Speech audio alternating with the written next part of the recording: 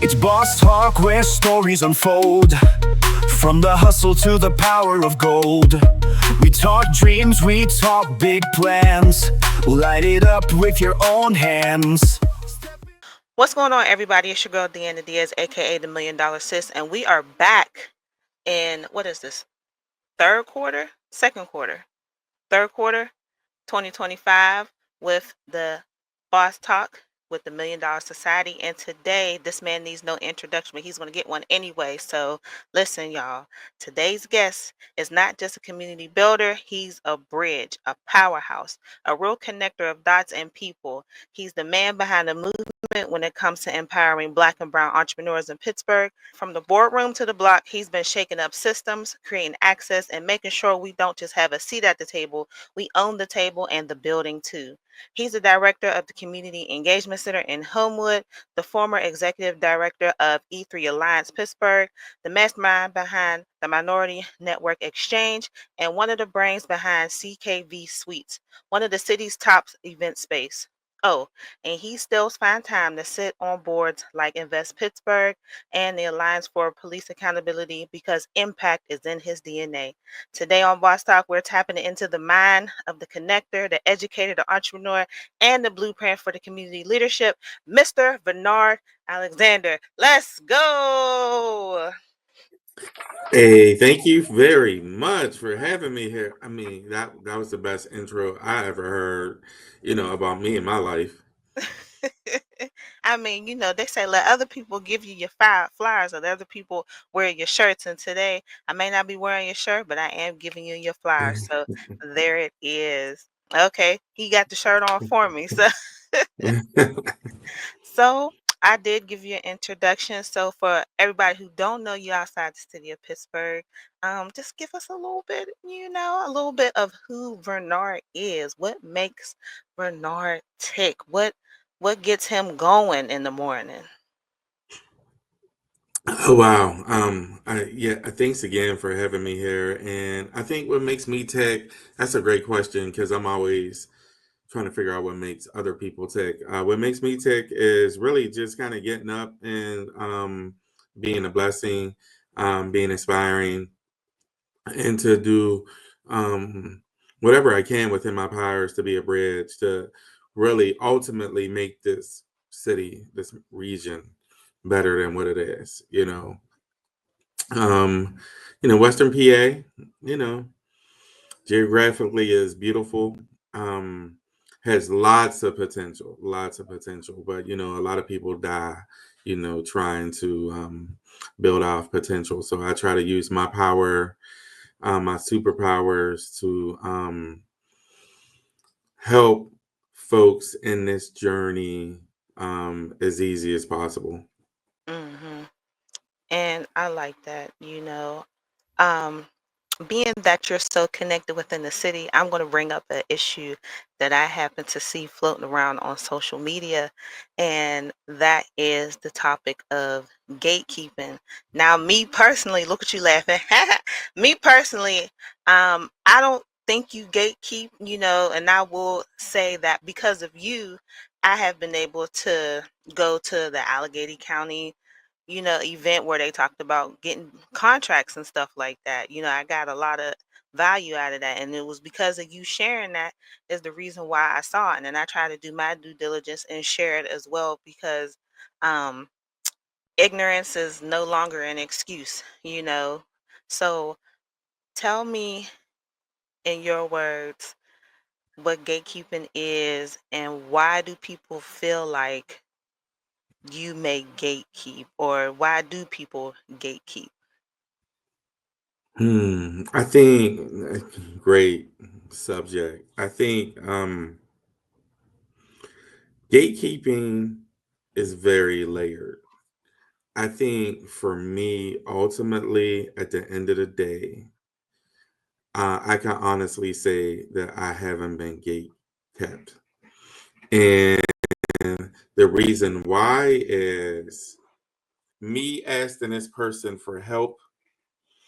If there's a no, if there's shade, if there's apprehension helping me, I know that this person, this thing, this entity is not the end all be all to help me to kind of get over the gate, Mhm. to stop me from achieving my goals, right?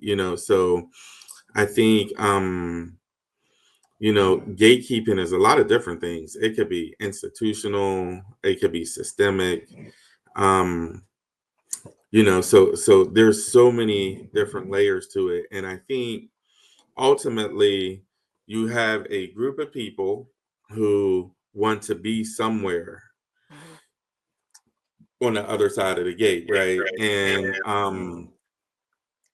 you know, they definitely need help getting to where they want to go. And I think sometimes if it doesn't happen quick enough, Mhm. if a person that they perceive to be a leader or someone who has influence or decision making, if they don't help them right away, that they could kind of consider that thing, that person, a gatekeeper, right? And so quite honestly, the gatekeeping conversation event that I was part of a couple months ago, right? Mhm. Everyone on the panel, include myself, said that the person who wants to be on the other side of the gate, Mhm. they they honestly they may not be ready for the responsibility that's what's Mhm. on the other side, or what comes with being on the other side of that. So sometimes we actually, for the betterment of the community, absolutely have to gatekeep, Mhm. and there's just some things that you have to keep sacred, and there's some things that you know everyone doesn't have like membership um to the other side, right? So it's a very layered conversation, right? And so somebody might say, well, the balance of that is, well, why is it your decision to decide who gets to the other side? Well, here, if someone lets me into a position, Mhm. right, and let's use my case as being a connector, right? If I'm vouching for like 10 people and nine of them, you know, don't show up in an authentic way, or nine of them Mhm. do uh not so good work or business, right? So Mhm. now then you have the other folks looking at me and was like, well, why are you vouching for these folks who aren't showing up or who scam me, et Ain't cetera, et doing right. cetera? Mhm. So sometimes it makes the person who might actually have a little bit of decision making power, etc., to be gun shy and really be more mindful about who they give access to. So I've been called a gatekeeper uh, by a few people, right? But uh, how I work generally is that I would say most of the time I have access to information, to resources, to events, to things that's coming down the pike before the masses, right? And what I use my platforms is really just to educate folks to be ready, right? And so when it comes to access to information, Mhm. everyone who's within the sphere of my influence has access to that information. Mhm. Now, I have some mechanisms where, even deeper than that, like via my private newsletter, where folks could learn about some things even before, you might see them on social media, right? Mhm. And that's the decision of folks who want to tap in and the folks who tap in and also, read those emails slash newsletters, right? I'm a part of that, by the way. Go ahead. Thank you very much. Thank you very much. But there are people who don't take that information and use it. They Mhm. don't show up, or they don't show up correctly. And when things don't happen for them, or when things fall apart, they look at other people other institutions and was like, well, you should have helped me more, or you should still let me get in the door. You're Mhm. like, nah, I don't think so. Like, not on the strength of my name. And Right. then they'd be like, oh, you're gatekeeping, right? Like, so, for example, you mentioned the Allegheny County economic development event. That was one of three events that I was part of within a 2 month span. Mhm. And in some cases, in all three events, only one was hosted by me. I absolutely had an opportunity to see whose names was on those like registration lists. Mhm. And shamefully, some of the same people over and over again as people who, sign up for all these events and they never show up. And Mm. then they're the same ones online talking about like we need to do this and no one won't help me. Shut up. Yeah. No, period. Shut up. Because that's all I have for you. And I know life happens, babysitting situations change, and you get called into work or you might be under the weather. That's cool, right? Like no one's judging you for that, right? Mhm. But when it is known that you're like that chronic person, Mhm. then you might have to do some things a little bit differently so that you could be able to show up. Right. Don't necessarily have to show up for the whole thing, but just to show up, even if it's for 5 minutes, 10 minutes, the piece that you need to hear.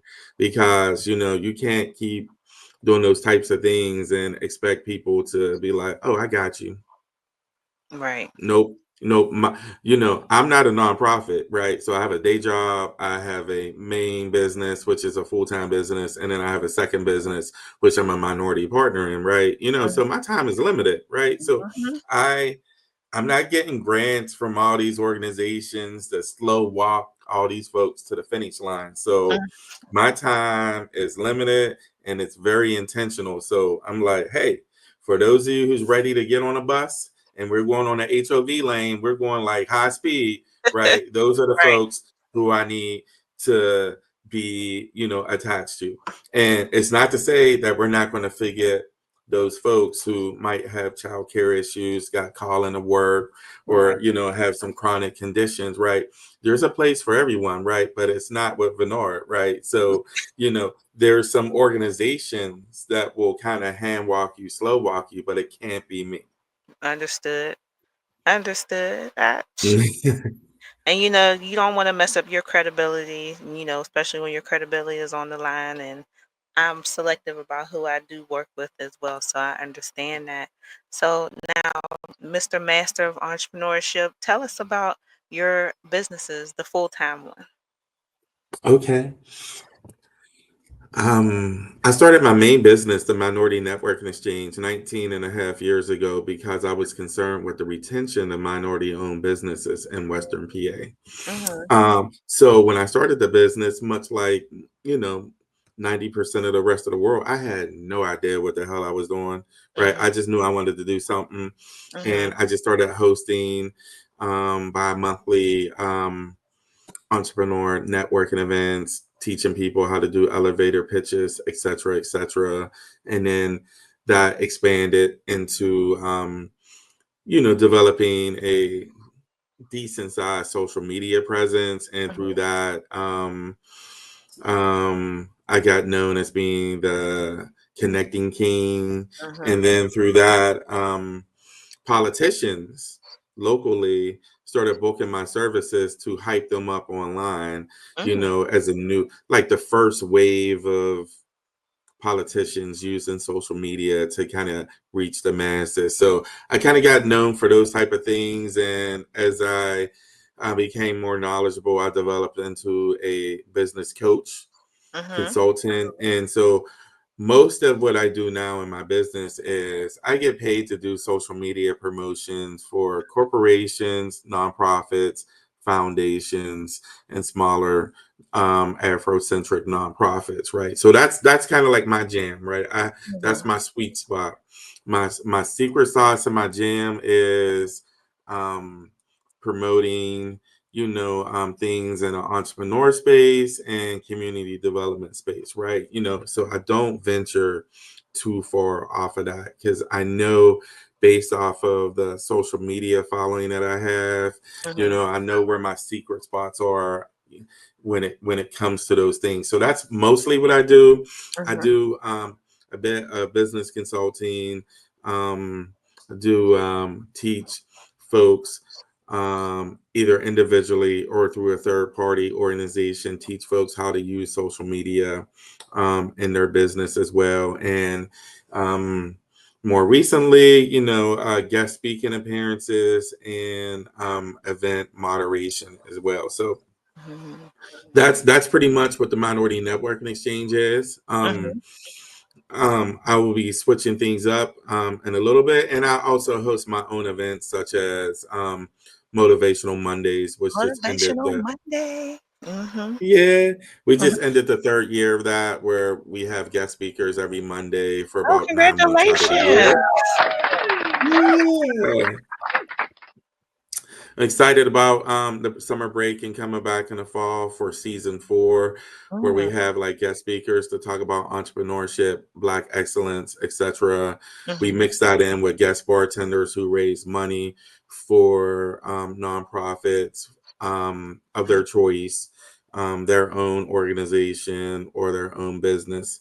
Mhm. So looking forward to that. Um, and I'm changing some things up with the newsletter. There will be switching to a paid newsletter probably in the fall, Mhm. and it's going to have some elevated elements to it Some that's upper not echelon in type it as ish. well. So Mhm. this has been something I've been working on for a couple years, and I'm almost have it to where I want it. So I'm Okay. hoping in the Okay. next 90 days that we'll be off and running. Oh, I can't wait to see what that's about. I'm excited for you. Mhm. So, being that you like to tap in to entrepreneurs and consulting and things like that, tell me the top 3 things small business owners get wrong. Huh. That's a really hard question, right? Like even 19 years in a game for me, and this is not my first and second business. I had a Mhm. landscaping company for 2 years in college when I was a Okay. teenager. When I was a preteen, I sold icy cups and popcorn. So Okay, Candyman. um yeah, so I kind of see it like as a test every day, right? And Mhm.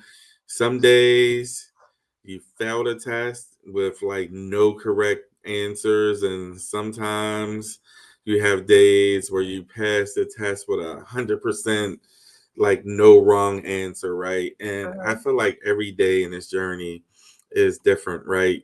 So like you can make some mistakes today and you certainly need to learn from them really quickly, and then you have the opportunity to kind of correct that, Mm. self-correct even within the same week, right? Mhm. So one piece of advice I would give, I won't call it a mistake, is I'll see it more of an opportunity. I think we're living in such a big social media time right now, like a social media boom, where the platforms is paying content creators to Mhm. post all day long, etc. Right. So one of the things is, as a person who's like a big social media head, and who gets paid from social media and who gets paid from organizations, I'm not really looking at the bag that Facebook gives me. You Mhm. know, it's decent amount of money, right? It's a Mhm. nice amount of money where I could go out on a town for a day or two, right? But that's like the icing on the cake, right? So I have clients who pay per post, or for like a monthly engagement strategy, more than what I actually get paid from Facebook, right? So I'm not focusing all my energy into like creating all this content so I could get the Facebook bag. It's really proving my worth on social media so I could get the even bigger bag from these organizations Mhm. that are adjacent to me, right? Mhm. So I say that to say that um, we're extroverts, right? Mhm. We love people, we love being outside, we love educating, we love, making people laugh, etc., right? But there's a large group of people that's exhausting for, and I And know it's if you scary go through for your, some. yeah, Mhm. you go through your timeline, there's like a group of people, and you probably know who they are. They're always deactivating their page every couple months because they need a break from all the Yep. stuff that comes across their page, right? Yep. So a few years ago, I had quite a few people to say to me, they was like, I'm not on social media anymore. I love your page. I try to keep up. You post so much stuff. Mhm. I want a way where if you're doing something, we instantly know it, right? And so that's where kind of like where the newsletter started out. Yeah. And so I encourage entrepreneurs to create systems Mhm. where they can kind of engage with current and potential customers offline. Mhm. So that's where the newsletter comes in. So sometimes I send out a newsletter once a week. Mhm. Sometimes I send it out 5 times a week. There's been times where I've sent it out like 6 or 7 days in a row, right? Mhm. Depending on what type of stuff I have that I need to get out to the masses. And a lot of times I don't want to muck it up by just having like 6 or 7 different topics in one newsletter. I could, but I don't want to. you Right. know Yeah. so I try to keep it simple, 1 or 2 things max, bam, I'm out. And so like that's one of the things I would really encourage entrepreneurs is to figure out who your target market is. Just because you sell TV dinners out of your house, right, don't mean that everybody on your page want a TV dinner, Exactly. right? and, Mhm. and here's the thing, right? Most people, probably have a few thousand followers, connections or less, Mhm. right? And Facebook allows you 5,000. Everywhere else, you can have as many as you want, right? Mhm. And I think people just think that they're going to get rich off their timeline.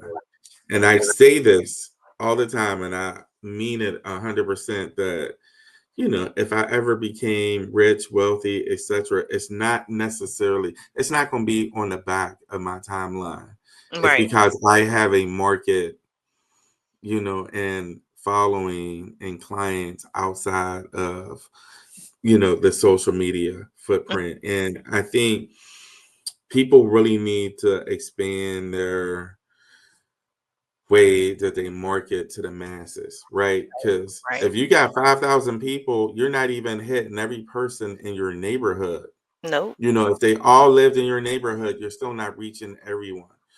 So if you think about it, Allegheny County, I mean, city of Pittsburgh has less than 300,000 residents, right? And then Allegheny County has 1.2 million residents, right? So, Mhm. take your 5,000, your 10,000 funky followers. Can I say that? Can I say funky followers? You can call Take them uh, funky.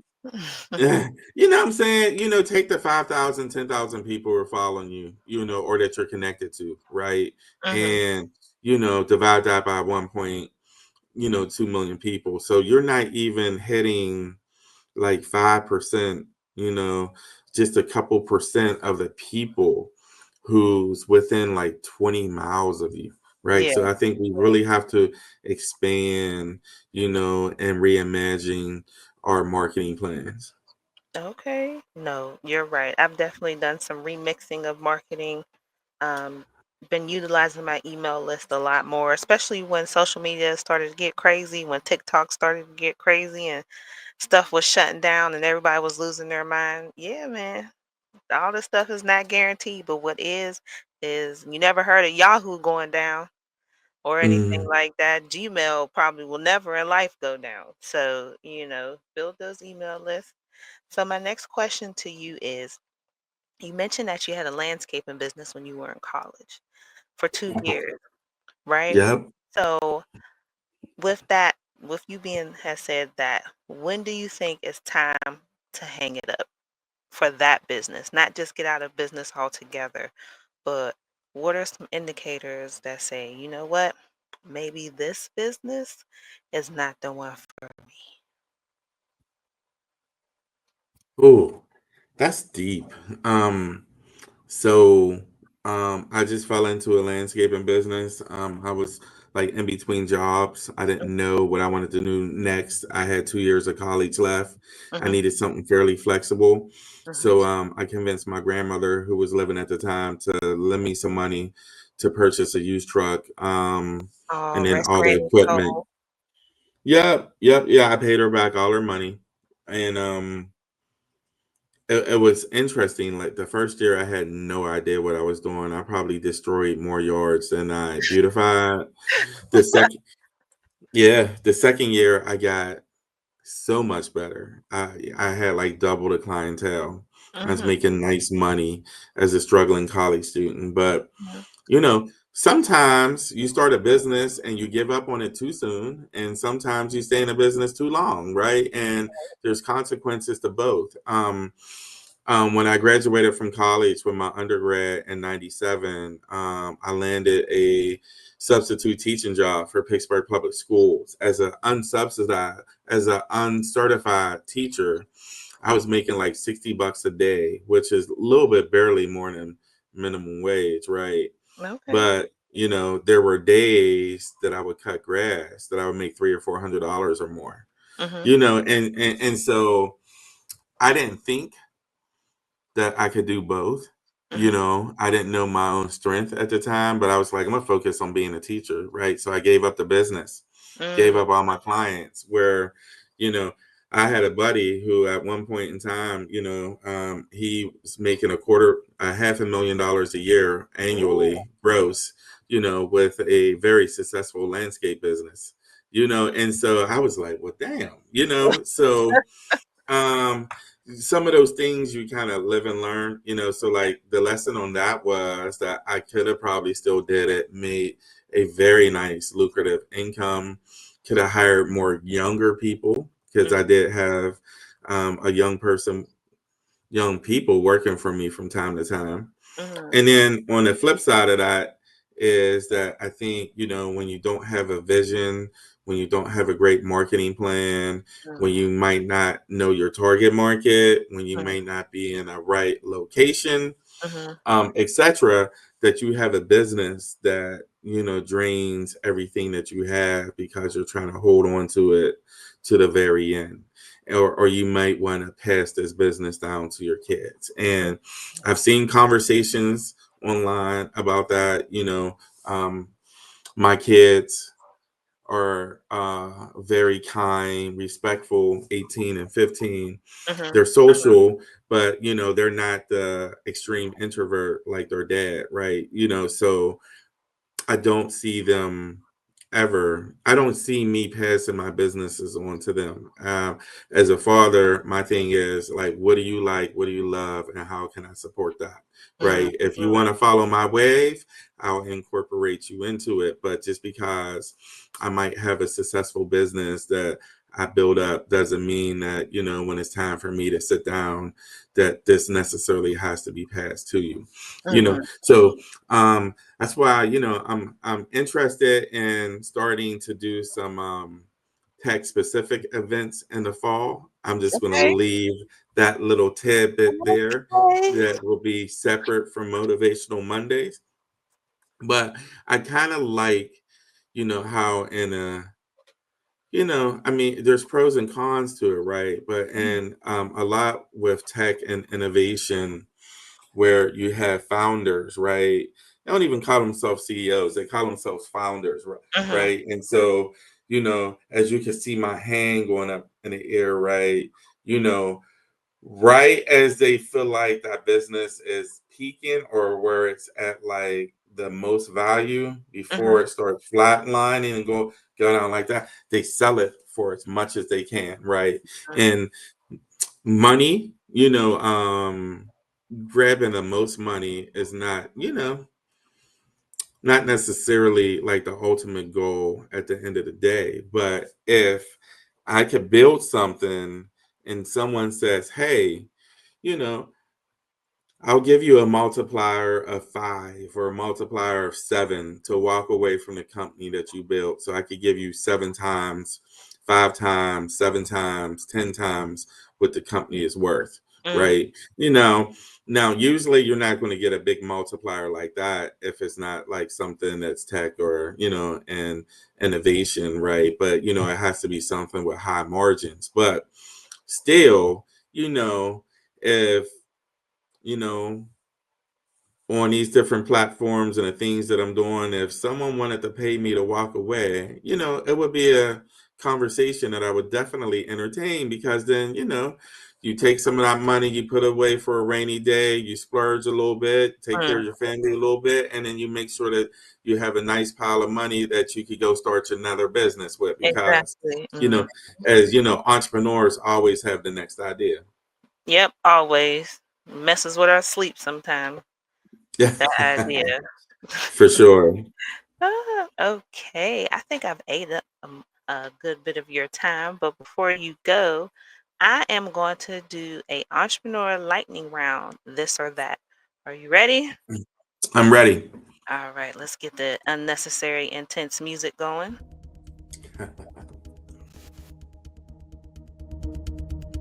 All right.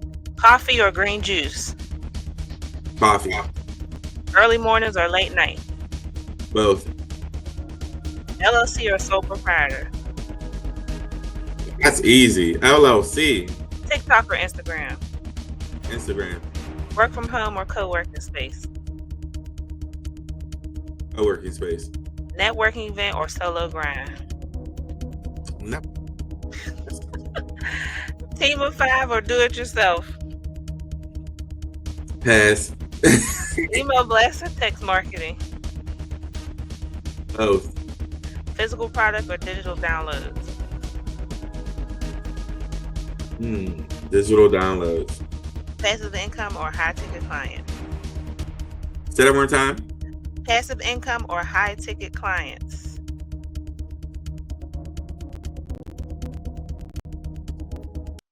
Do I have to pick one? High All ticket right. clients. High Okay. ticket clients. High ticket clients. All right. Well, ladies and gentlemen, thank you so much for tuning into this week's episode of Boss Talk with $1 Million Society with the $1 Million Sis and with Mr. Vernard Alexander. Give it up for Mr. Vernard one more time, y'all. And Hey. CKP Sweets in the building. We Hey. appreciate you. You did it. That's the button I was looking for earlier, but so all right, y'all. Make sure that you share this episode, and if you have any questions for Mr. Vernard, his information will be in the description bar below. Feel free to hit him up if you're looking to be on the next episode. You can hit me up using the information in the description bar below. If you would also like to sponsor one of these episodes, we have some different tiers for you that you can be a part of and help expose your business a little bit more. Other than that, thank you so much for tuning in. I will see you on the next episode of Boss Talk. Inside the fire glow, watch your seeds begin to grow. Boss Talk, where your story flies underneath the city lights. Boss Talk, hear the voices rise. Every boss owns the sky.